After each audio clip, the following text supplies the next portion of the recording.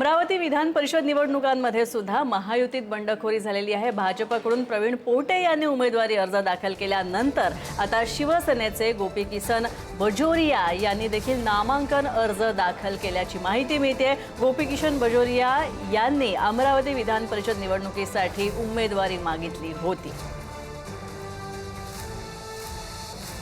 छगन जाधव,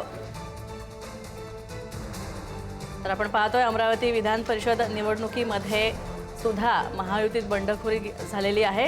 गोपीकिसन बजोरिया शिवसेनेचे यांनी सुद्धा अर्ज दाखल केलाय। शिवसेनेचे गोपीकिसन बजोरिया हे निवडणुकीसाठी उमेदवारी अर्ज दाखल करणार आहेत।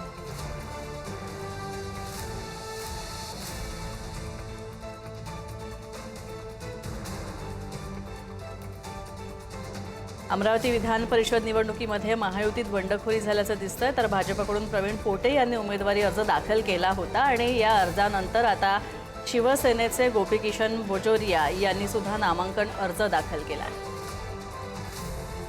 छगन जाधव आमचे प्रतिनिधी आमच्या सोबत आहेत। छगन, कुठेतरी आता बंडखोरी होताना दिसते अमरावतीमध्ये देखील, काय अपडेट्स?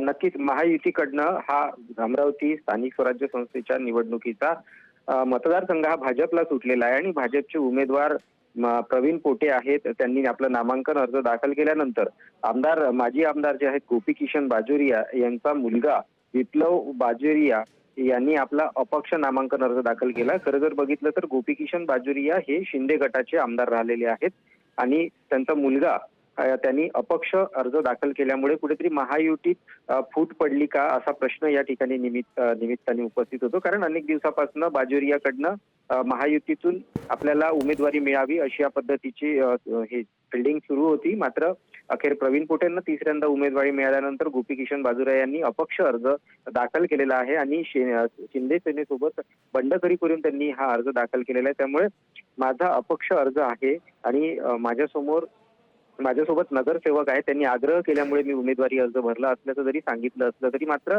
महायुतीत फूट पडल्यासारखं दिसून येत आहे। नक्कीच आपण पाहतोय की विधान परिषदेसाठी जागा वाटप झालं आणि त्यानंतर उमेदवारांची यादी जाहीर करण्यात आली आणि त्यानंतर अमरावती, नाशिक सगळ्या ठिकाणी, यवतमाळमध्ये देखील कुठेतरी बंडखोरी होताना दिसते।